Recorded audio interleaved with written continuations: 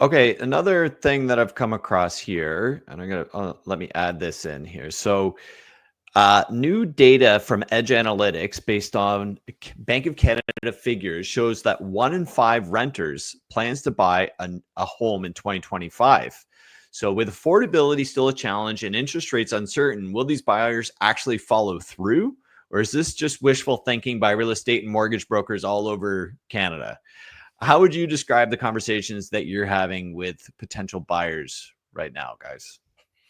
I think it's wishful thinking for sure. Like you can just imagine trying to rent a place in the city and save for a down payment for I would think would be very difficult unless the people that they're polling, have money coming through family or inheritance or something like that. But if you weren't in the position, let's say earlier this year or last year, um, what has changed? Like, sure, interest rates could come down and affordability can increase, but is it going to increase that much that people can go from renting to buying?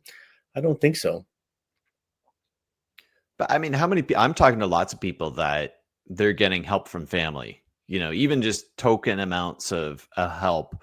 I would say at least half, if I mean, just anecdotally, at least half of the people I talk to that are first time home buyers, mom and dad are going to kick in 25,000 or 100,000. Like they've got money. So they're being back end, invested into by their family, Mhm. kind of a living inheritance sort of Can that idea. be market specific too? Like, will you get that mom and dad helping you out in different pockets in the GTA or in Ontario?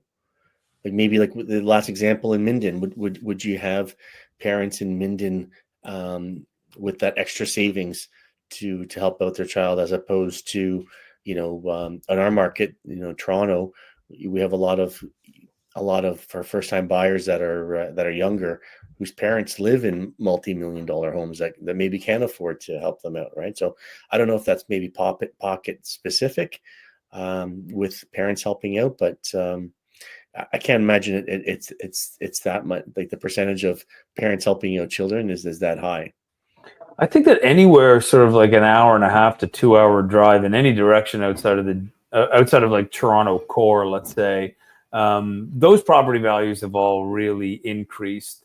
So if their parents got into the market when the market was low, their mortgage is paid off, their net worth is up, so they probably do have the help. If you go really far out there may be less help, but there are still pockets, like I think maybe is it Coburg or something, you can buy a house for $250K. What? So No, you can't. maybe it's not Coburg. Maybe it's further out than that. But I was looking at it. I have a real estate buddy of mine who works sort of primarily outside of the city, was showing houses like in that range. So it Wow. depends how far out you move, and then you don't need as much. When we had that sort of uh, high ratio mortgage for under 20%, 5% down, up to 500,000, we're thinking, yeah, well, that doesn't even exist in this market. But if the property value is 300,000, then you need a considerably less amount of down payment. So I think that it's viable if you're really going outside of the city. If Makes you're sense. if you're within like a 2 hour drive range, then maybe mom and dad's got some money to help you out, and you Oh yeah, probably that need makes it. sense. It's funny because I was in Tilsonburg a couple of weeks ago, and there's a for sale sign on one of the main streets, and the property looked like it was over 100 years old, a Victorian style home, 2-story, and it had a sold sign on it. And anyway, I found out it actually ended up selling for $329,000. Does your back still ache when I hear this word, that Right. word? So what Vaughn is saying, yeah, for 20% down on that is 70,000 dollars, and for parents to help out in those remote areas versus let's say $600,000 or $800,000 in Toronto, maybe there might be some more equity that parents could help out here in the city versus out like an hour and a half, 2 hours away. So to Yeah, Vaughn's as Yeah, point, but much if as that it doesn't definitely make makes sense. sense, does make sense when we actually dig into it. And hopefully, we talk pretty off the cuff about it, and hopefully people's parents are able to help them out. And if they're not, hopefully they were able to do it on their own. We really want more Canadians to own homes, and we're pulling for you guys. Yeah.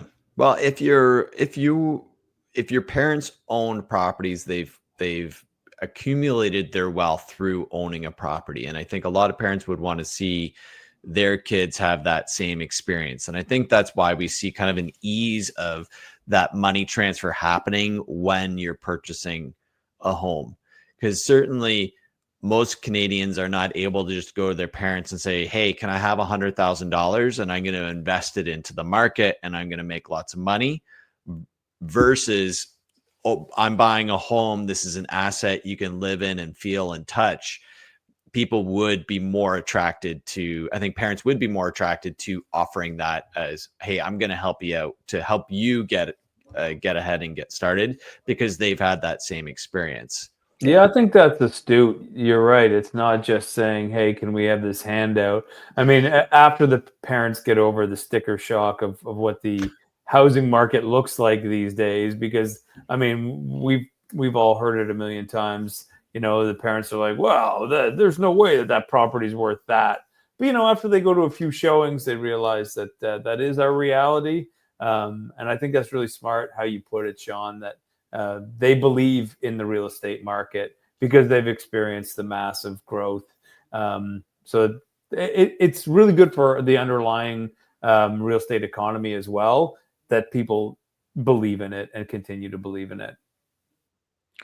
The other group is people who are new to Canada and they're coming here and they're purchasing a home. And the Canadian dream, we hear about the American dream, but I think the Canadian dream is to come and own a property and own a part of Canada. Yes, it is expensive, but often when they're coming to Canada, they're the chosen ones from their family, and everybody behind them has kind of put everything they can to get them started and to leave their home country to come to Canada. And that's where we see a lot of the transfer of wealth happen there when it comes to purchasing a home, because they're the ones that are going off and having that success.